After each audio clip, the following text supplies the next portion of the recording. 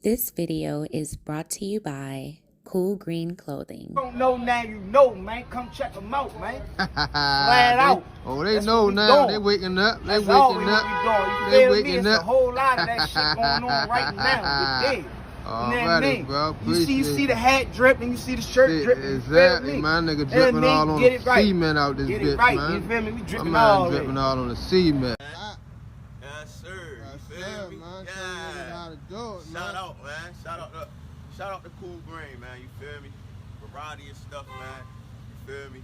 Good dude for real. You know what I mean? His design is impeccable, man. You know what I mean? It speaks for itself. Yeah. You know what I'm saying? It speaks for itself for real. For itself, man. But who could really rock it like I rock it? You heard? No one, man. What is going on, YouTube fam? This your boy Tony 2Times, and we back with another episode of the Baltimore Way, man. Before I start, be sure to tap that like button. Definitely watch this video to the end to hear the full story. Subscribe if you're new to the fam. Hit that notification bell for future uploads. Let's get right into it. Inner city carryouts or food spots. Often Chinese joints are known for late nights being open and early to always get something to eat, and where some people go to the same place for years to eat. The tricky thing about carryouts though is location, depending on what city you are in. But in Baltimore, Maryland, these kind of spots unfortunately sometimes can be looked at as a fast dollar when a stick-up kid runs in and robs the place and its customers, or even a death trap if you are beefing in a certain neighborhood and you get caught inside a carryout or corner store. Is nowhere to go. Unfortunately, sometimes it's just luck of the draw, being in the wrong place at the wrong time. And on this episode of the Baltimore Way, we will take it back 12 years to discuss the case of a few young men in attempts to hit a quick lick that ended in tragedy.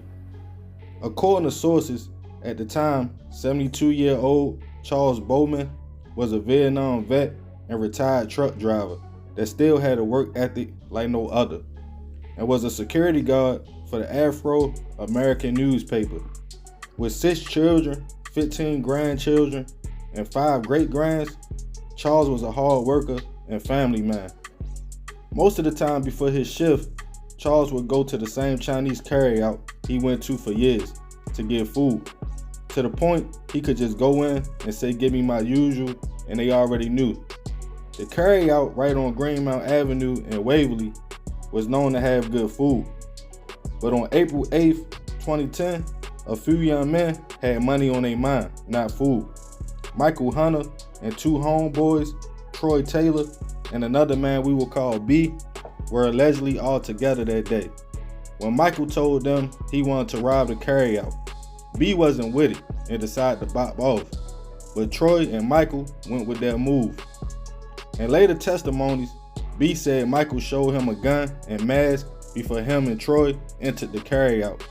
Allegedly, as the 2 men entered, Mr. Charles was in the carryout waiting for his order, a pork yakami. Right before work, when Michael attempted to go in the man's pockets to take the money, before gunfire erupted and the men fled. Mr. Charles was hit, and unfortunately, he would not survive. With the murder of the 72-year-old and another hit of a 22-year-old 2 days later 4 blocks away at a gas station on East 33rd Street, BPD put officers all up and down Greenmount Avenue, and Mr. Charles' family, devastated, wanted answers. Allegedly, B saw Michael a few days later and asked him what happened, and he said, "Pops tried to grab me." He never said he shot the man, but B later told police he already knew what that meant. The crazy part is, Michael only got $13 from Mr. Charles. BPD, with witnesses and evidence, eventually arrested Michael and Troy and charged them with the murder of the 72-year-old man. The key witness for the prosecutors ended up being B, Michael's friend who went to high school with him at Lake Clifton. At first hesitant, B told the courts, "That's my boy. I grew up with him.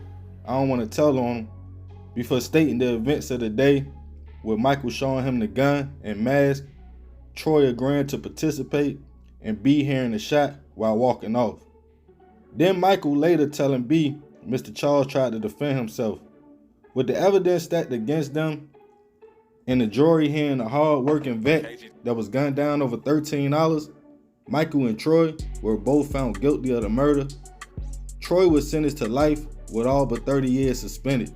With Michael being the alleged trigger man, he was sentenced to life with all but 50 years suspended. Rest in peace, Mr. Charles Bowman. I definitely send my prayers and condolences to the family.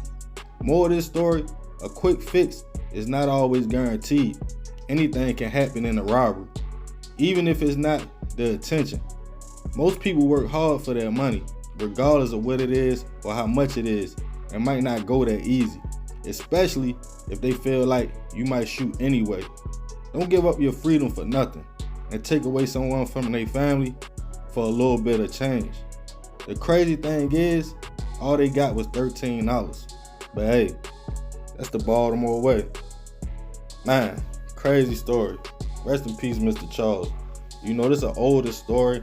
This Carry Out recently had some stuff going on too, you know. It's a known spot, you feel me? It's kind of like a hot spot.